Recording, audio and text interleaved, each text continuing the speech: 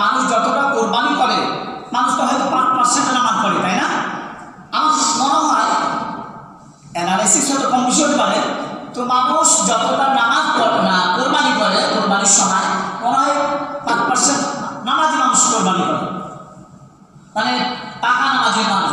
আবার জুমার নামাজ ধরে হবে না, কি জানাজার নামাজ, ঈদের নামাজ ধরলে হবে না। যারা 5 ওয়াক্ত নামাজ পড়ে তারা হলো নামাজি। বুঝতে পেরেছেন? তো আল্লাহ বললেন নিশ্চয় আমার নামাজ। রসুল আপনি বলে দেন যে নিশ্চয় আমার নামাজ, তাহলে নামাজের কথা আগে, তাই না? তাহলে নামাজ ছাড়া কোরবানি গ্রহণযোগ্য হওয়ার কথা নয়। যার নামাজ আছে তার কোরবানি কি গ্রহণযোগ্য হওয়ার কথা, ভুল ত্রুটি থাকতেই পারে, কিন্তু যার মধ্যে নামাজই নাই, নামাজ নাই, তার কোরবানি গ্রহণযোগ্য হওয়ার কথা নয়। আল্লাহ রাব্বুল আলামিন কোরআন কারীমের মধ্যে সূরাতুল কাউসার, আমার মনে হয় সবার জানা রয়েছে, 99% লোক সূরা কাউসার মুখস্থ থাকার কথা, 99% লোকের সূরা কাউসার মুখস্থ থাকার কথা, যারা নামাজি হবে কাল কিয়ামতের দিন হাসরের মাঠে। আল্লাহ রাসূল বলেছেন, আপনারা ওয়াদের বিভিন্ন জায়গাতে তাফসীর মাহফিলে, মিলাদ মাহফিলে একাধিকবার শুনেছেন যে কাল কিয়ামতের দিন হাসরের মাঠে হাউজে কাউসারের পানি ছাড়া কোনো পানির বন্দোবস্ত থাকবে না। চতুর্দিক থেকে শুধু পানি আর পানি বলে চিৎকার হবে, জমিন হবে তামা, আসমান মানুষের মাথার অর্ধেক উপরে হবে আসমান। এই দুনিয়ায় দেখা যায় যে সূর্যের 12টার মধ্যে একটা মুখ নিম্নগামী, তারপরে 9,30,00,000 মাইল দূরে সূর্য অবস্থান করছে। বিজ্ঞানের হিসাব অনুযায়ী 9,30,00,000 মাইল দূরে অবস্থান করার পরও চৈত্র মাসের খরাতে যখন আমরা রাস্তা দিয়ে হাঁটি, কেউ খালি মাথা হাঁটি না, মাথল থাকে না, ছাতা থাকে না, কোনো একটা কাপড় মাথাতে থাকে না। তাহলে কাল কিয়ামতের দিন হাসরের মাঠে যখন 12টি মুখ নিম্নগামী হবে আর অর্ধ হাত উপরে যদি হয়, মাথার উপরে হয়, তাহলে কি অবস্থাটা হতে পারে একটু তো চিন্তা কিছু করতে পারছি, কিছু না কিছু বুঝতে পারছি। আল্লাহ রাসূল বলেছেন যারা মানে হাসরের মাঠে আপনার আরশের ছায়া তলে যাদের স্থান হবে না গো, তারা তো সূর্যের নিচে চেটিয়াল ময়দানে খোলা মাঠে থাকবে।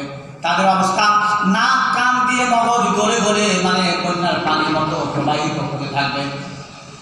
ওই সময় চতুর্দিক থেকে পানি পানি বলে চিৎকার হবে। আল্লাহ রাসূলের হাতে হাউজে কাউসারের পানি থাকবে, আর ওই হাউজে কাউসারের পানি যে একবার পান করবে তাকে কোনোদিন আর পিপাসা লাগবে না। সুবহানাল্লাহি ওয়া বিহামদিহি সুবহানাল্লাহিল আযীম। তাহলে হাউজে কাউসার কি? আল্লাহ রাব্বুল আলামিন কোরআনুল কারীমের মধ্যে সূরা মুহাম্মাদের মধ্যে বলছেন, মাসালুল জান্নাতিল্লাতী উইদাল মুত্তাকুন ফিহা আনহারুম মিন মাইন গায়রি আসিন। আল্লাহ রাব্বুল আলামিন বলছেন, মাসালুল জান্নাতিল্লাতী উইদাল মুত্তাকুন, মুত্তাকিদের জন্য যেই জান্নাতের ওয়াদা দেওয়া হয়েছে, আল্লাহ ওয়াদা দিয়েছেন জান্নাতীরাকে কালকে কিয়ামতের দিন হাসরের মাঠে বলবে, দেখে আসো তোমার জান্নাত, এটা তোমার ঘর, এটা তোমার বাড়ি, এটা তোমার বাসস্থান, একটু ভিতরটা ভিতর করে আসো। আমি তো কোরআনে ওয়াদা দিয়েছিলাম, আমার রাসূল যেই কথাগুলি বলেছিল, আমি যে ওয়াদা দিয়েছিলাম সে ওয়াদা অনুযায়ী তুমি তোমার অধিকারটা পেয়েছো কিনা, একটু ভিজিট করে আসো, দেখে আসো, দেখো তো সে অনুযায়ী জান্নাত পেয়েছো কিনা। আমি যা বলেছিলাম মুত্তাকিরা ছাড়া কেউ জান্নাত যাবে না। আল্লাহ রাব্বুল আলামিন কোরআনুল কারীমের মধ্যে সূরা আলে ইমরানে বলেছেন, উইদ্দাতিল মুত্তাকিন, জান্নাত মুত্তাকিদের জন্য আল্লাহ রাব্বুল আলামিন তৈরি করে রেখেছেন, প্রস্তুত করে রেখেছেন। তাহলে বুঝতে পারলেন মুত্তাকি ছাড়া কি জান্নাতে যাবে না, আর মুত্তাকি ছাড়াও কারো কুরবানিও কবুল হবে না।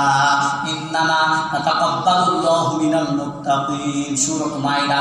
আল্লাহ বলেন যারা মুত্তাকি তাদেরই কুরবানি কবুল হবে, আর যারা মুত্তাকি তারাই যাবে জান্নাত, মুত্তাকি ছাড়া জান্নাতে যাওয়া যাবে না। তাহলে মুত্তাকি হতে হবে, মানে সব কাজে আল্লাহর ভয় থাকতে হবে। তো আল্লাহ রাব্বুল আলামিন হাউজে কাউসার কি? হাউজে কাউসার হলো একটা হাউস থাকবে, সেই হাউজের চারদিক থেকে 4টা নালা থাকবে, সামনে পিছনে ডানে বামে চারদিক থেকে 4টা নালা থাকবে। একটা নালা হলো সবচেয়ে পরিশোধিত পানি দুনিয়া পানি পাওয়া যায় না, মিনারেল ওয়াটার, জীবন বিভিন্ন নামে। এই পানি নয়, পরিশোধিত স্বচ্ছ পানি একটা নালা দিয়ে ওই হাউজে কাউসার ওই হাউসটাতে পড়বে। আর একটা দিয়ে শুধু মধুর নহর, মধু এসে পড়বে। আর একটা নালা দিয়ে শুধু মদ মানে শরাব শরাব শরাব এসে পড়বে, পরিশোধিত মদ। এই দুনিয়ার মদ নয়, কিন্তু পচা মদ নয়, জান্নাতি মদ। আর একটি দিয়ে আসালিন মুসাফা, মধুর নহর। আর একটা নালা থাকবে মধুর নহর, শুধু মধু পড়বে। তাহলে চারদিক থেকে পরিশোধিত স্বচ্ছ পানি, দুধ, আর একটা হলো দুধ আর মধু আর মদ, এই চারটা কি এক জায়গাতে করে রিফাইন হয়ে যেটা হবে সেটা হলো হাউজে কাউসার। সেটা হলো হাউজে কাউসার।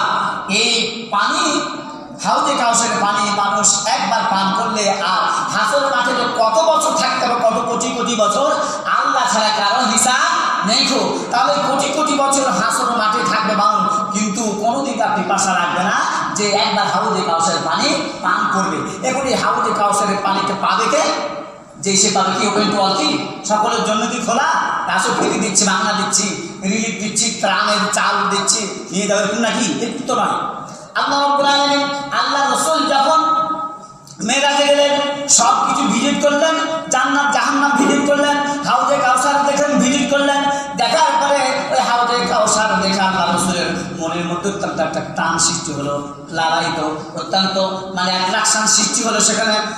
ওই হাউজে কাউসার পাওয়ার জন্য আল্লাহ রাব্বুল আলামিন, আল্লাহ রাসূল যখন দুনিয়ায় চলে আসলেন, তারপর হাউজে মানে সূরা কাউসার নাযিল করলেন। রাসূল মনের মধ্যে সবসময় এটা উদ্রেক হতো যে হাউজে কাউসারটা আপনি অত্যন্ত লোভনীয়, অত্যন্ত আকর্ষণীয়, আপনি মানে মনটা আপনার সবসময় টান না থাকে, মানে টান হয়ে থাকে হাউজে কাউসারের জন্য। আমি বুঝতে পেরেছি, যান আপনাকে হাউজে কাউসার দান করলাম। আল্লাহ রাব্বুল আলামিন তাই বলছেন, ইন্না আ'তাইনাকাল কাউসার।